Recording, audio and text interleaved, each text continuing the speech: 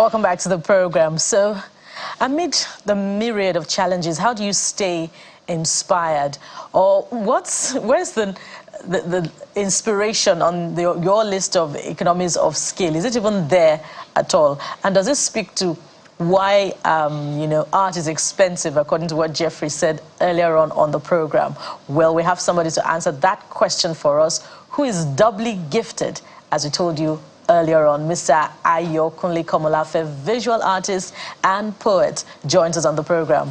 Welcome to the Morning Brief. Thank you for having me. Yes. Sure. So you're a visual artist, yes, and you're a poet. Yes. Which comes first for you?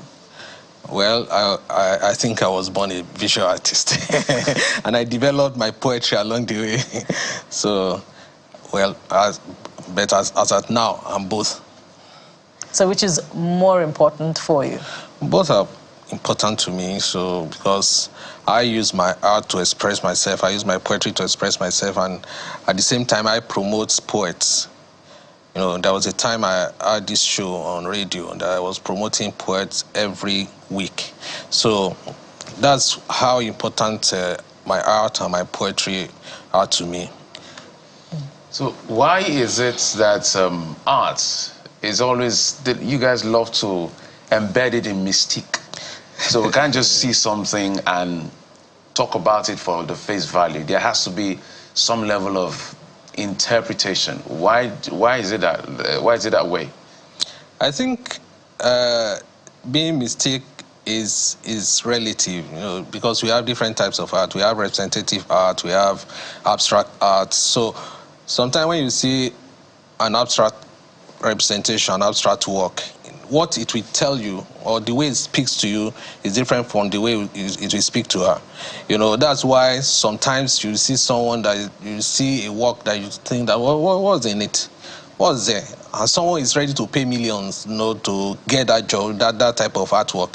So it's relative. It depends on how you perceive that piece of work.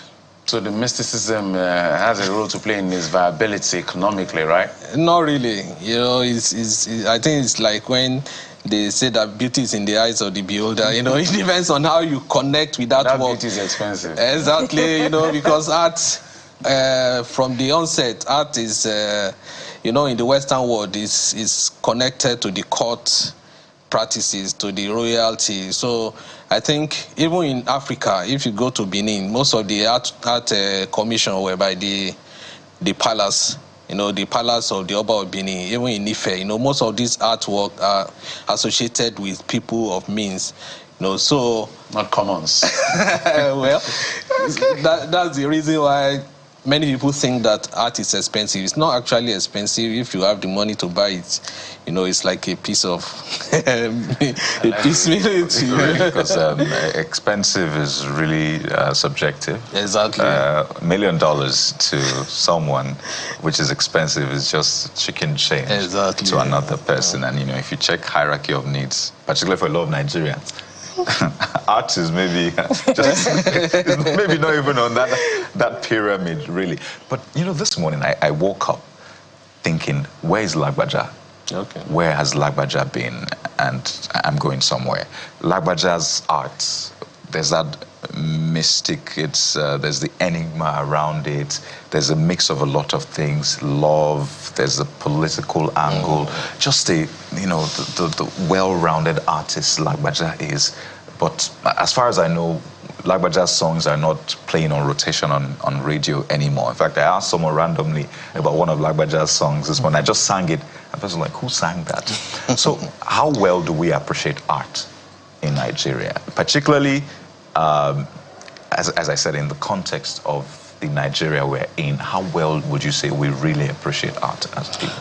Okay, well, in some circle, there are some people that pay so much to acquire artwork, you know, but when we talk about the larger society, it's the appreciation is low. I think maybe because of what he said about the pricing, and also the materials that we use for these artworks are also expensive. Most of them are imported.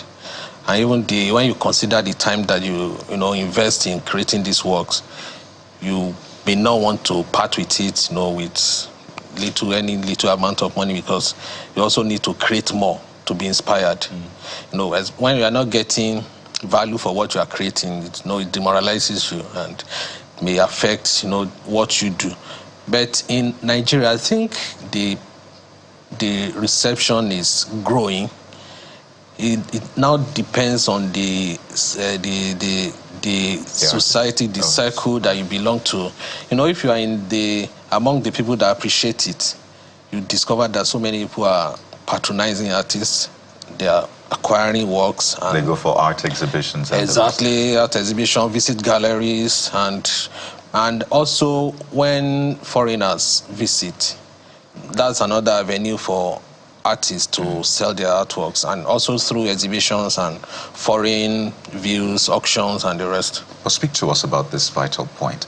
What is art meant to achieve? What is it meant to do to me?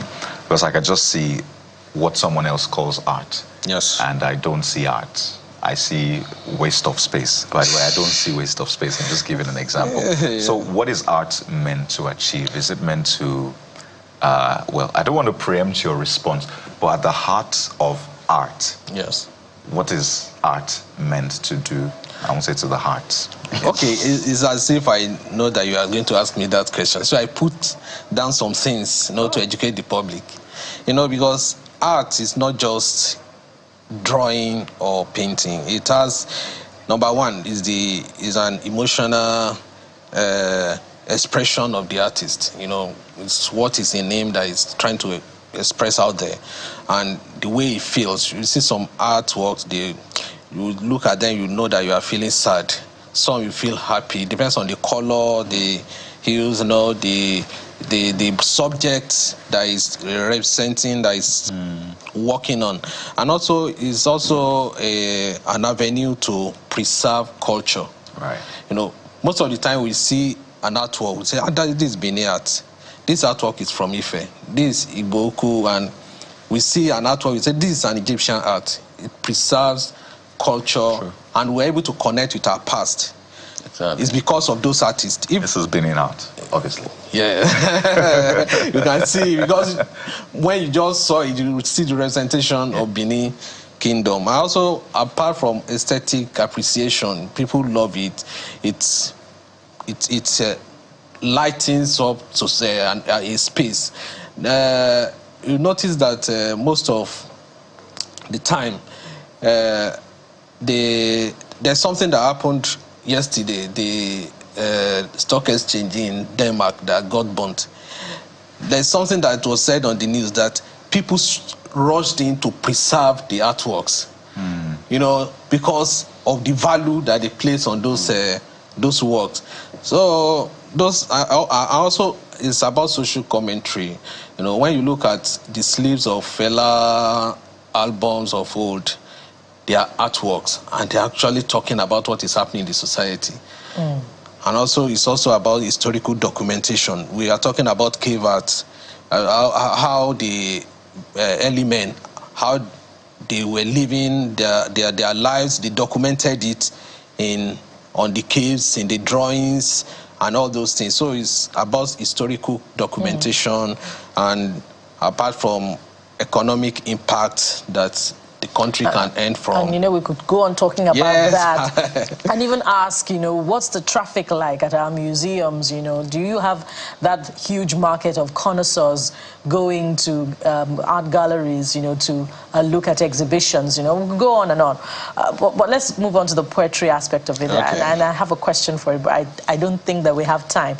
But we have time enough for you to read some of your poetry for us. So perhaps we could wrap up on that one. Okay, let me read this one. It's titled Untangle. Life is a moving train, moving endlessly to an unknown future. We are all its passengers, boarding and alighting with our needless baggage. We keep our heads high or low, depending on our numerous encounters. In the journey of life, the voyage can be so sweet, or bitter as it may. The storm can be so rough, or we pass through a calm strait. Regardless of what we find, no situation has ever been permanent. Every moment of our life slips into an unending story that is being written as a guide for our future beings. So no matter what life brings, remember it's just a phase. Happiness, they say, is a choice you make. Therefore, let's lose your troubles. Let them be washed down the stream. Keep your mind at rest and put all trust in God. The purpose of your life is bigger than your worries. Learn to be at peace. Live each day as it comes. The issue of life is like a fishing net. You feel at ease when you make it your choice to let God untangle your beat. Wow. Interesting. If I'm correct? Yeah, go ahead, Jeffrey.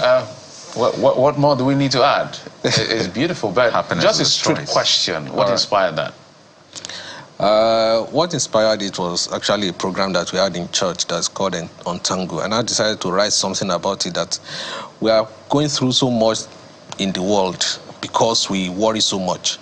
But if we allow God to just take charge, we discovered that what we were thinking that is trouble yesterday will become testimony today. So this is so beautiful, because if we had time, there's something we wanted you to do. Because if you look at Nigeria now, we have the good, the bad, the ugly. All right. The naira is fighting back record strength, while the inflation is on record high. So I wanted to see how your enigma that you enigmatically, allow me to use that word, represent all of that in poetry as well as in your drawing. But we don't have time for that now. All right, we must thank you very much for being on the program, Mr. Ayokunle. Yes. Komolafe, visual art and poet. Thank you so much for your inspiration on the program today. So, if inspiration, if art was not on your economies of scale, after listening to that poem, we hope that we've been able to convince you to live untangled. Thank you so much for being on the program today. Join us again tomorrow. I am Bukola Koka. It was a great time to listen to that beautiful piece by the gentleman who just delivered it for us right here. And of course, I hope you're writing yours to change the narrative of Nigeria for the better. Thank you for watching. I'm Jeffrey Uzoma. Well, happiness, they say, is a choice you make. So go out there, be happy, and make someone happy. I'm Kayode Okikulu. Goodbye.